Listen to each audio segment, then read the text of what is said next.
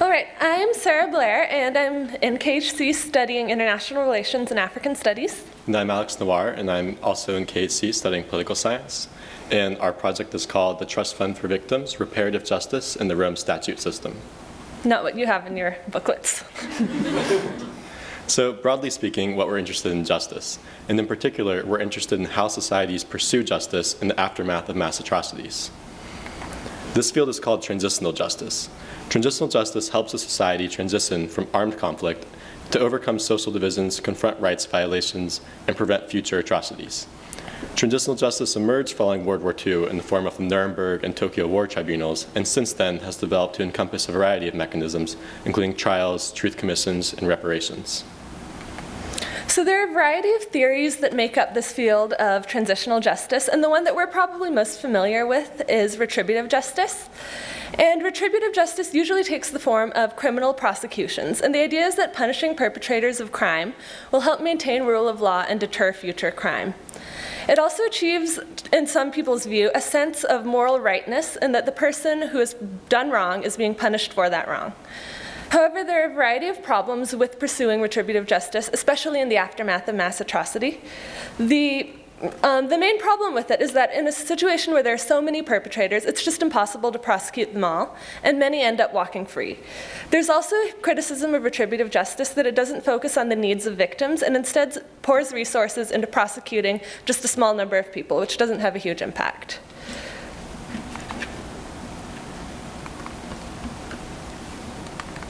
Clicker problems. There we go. So another theory of transitional justice is known as restorative justice, and it tends to focus more on victims and communities. Restorative justice seeks to repair relationships through direct communication between victims, perpetrators, and entire communities involved in a conflict, as well as through taking actions that repair the harms for victims and try and help them recover from what they have suffered. Restorative justice emphasizes the recovery of truth through narrative and storytelling, and this is often done through truth commissions. Another mechanism of restorative justice, and the one that we're focusing on, is called reparations. Reparations tend to be ordered by a court, though not always, and they're ideally paid by a perpetrator and delivered to the victims who have suffered from the crimes that the perpetrator committed. And these can be material, such as financial compensation or the return of lost property, or things like medical care. But they can also be symbolic, such as the creation of memorials, apologies, and guarantees of non-repetition of the crimes. A third field of justice that's often considered synonymous with restorative justice, but we don't necessarily agree with that, is reparative justice, which focuses on the redress of victims, but is not necessarily contingent on the punishment of perpetrators. And reparative justice takes into account that restorative principles, even if difficult sometimes to apply, are meaningful to victims.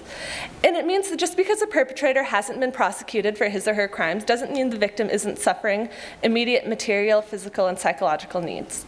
Reparative justice aims to meet these needs by focusing on redressing victims without requiring a perpetrator to be the person delivering these reparations.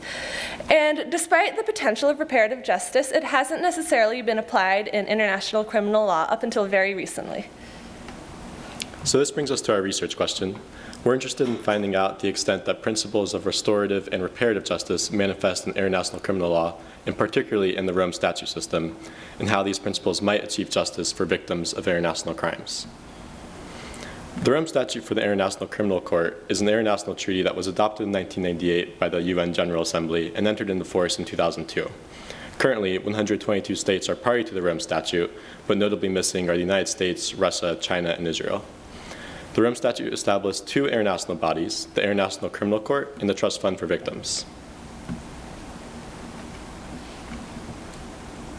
The International Criminal Court is the first permanent international criminal tribunal, and it ascribes individual criminal responsibility to the perpetrators of 4 core international crimes: crimes against humanity, war crimes, genocide, and the crime of aggression. What this means is that the perpetrators and orchestrators of these crimes can be held individually accountable for what they have done and can't hide behind the fact that they were operating as part of a state or part of an organization.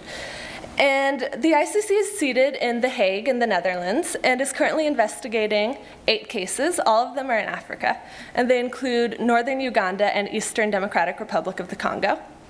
By prosecuting key high-level perpetrators in each of these countries, the ICC aims to deter future crime by ending the culture of impunity that the perpetrators of mass atrocity have long enjoyed. However, the ICC receives both a lot of international attention and a lot of criticism, in part because all of its cases are in Africa, which has resulted in some accusations that it has an anti-African bias. Despite this, the ICC has a lot of innovations and positive elements as well, and chief among these is that the ICC is one of the first international criminal institutions to really institutionalize a concern for the welfare of victims of crimes by paying attention to their needs and their right to participate and receive reparation.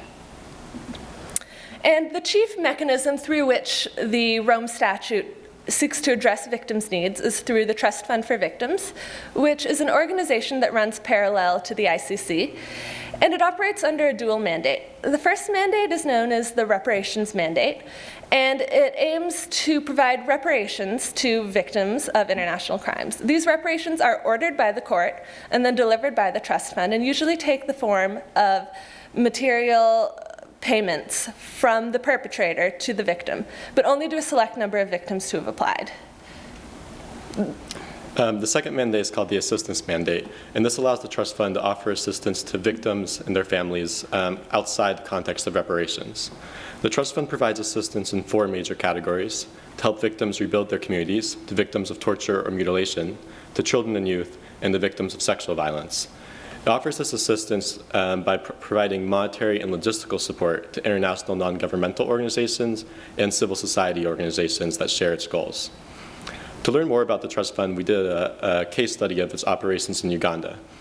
After reviewing literature on transitional justice, Sarah traveled to The Hague to interview people at the ICC, and I traveled to Uganda to interview people at the Trust Fund field office in Uganda, as well as local and international non-governmental organizations. We chose Uganda because the first country where the Trust Fund began its operations.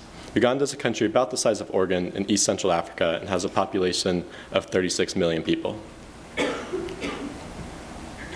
Since its establishment as a British protectorate in 1896, Uganda has suffered a history of violent governance and conflict.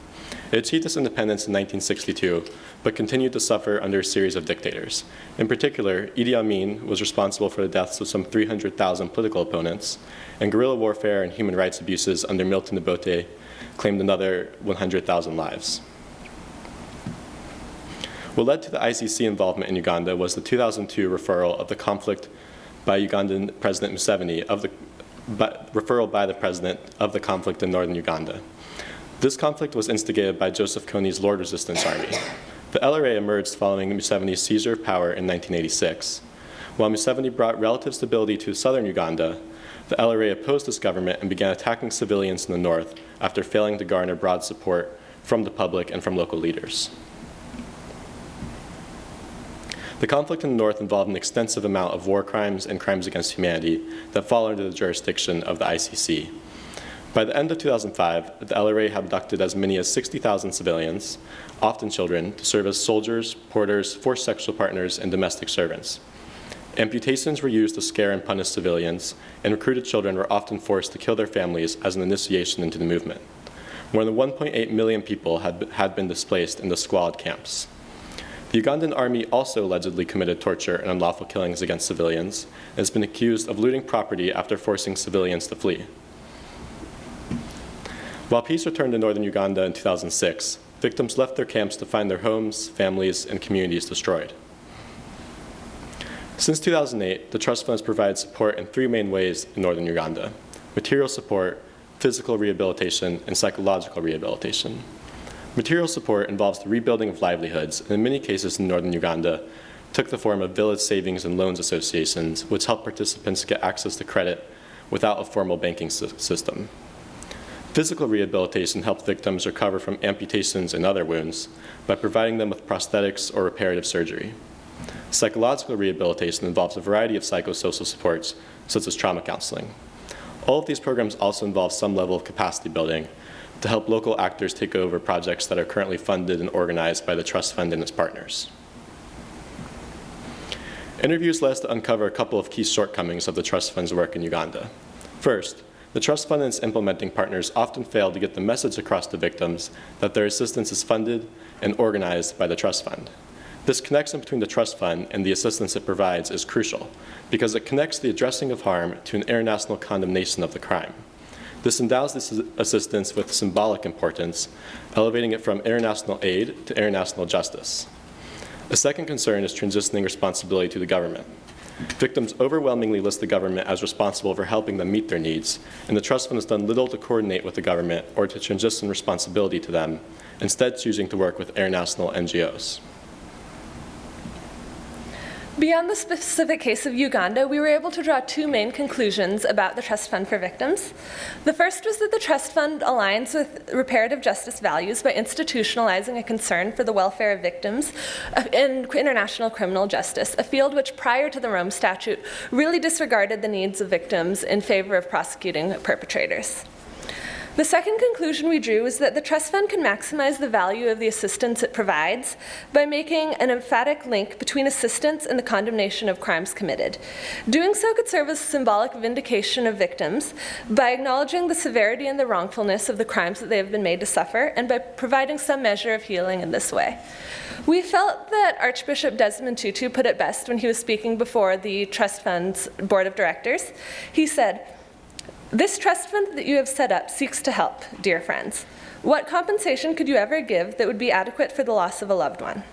You could not possibly replace the one who is no longer there.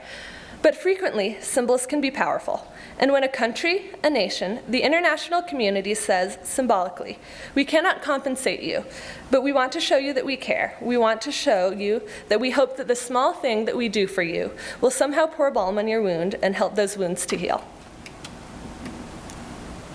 Any questions?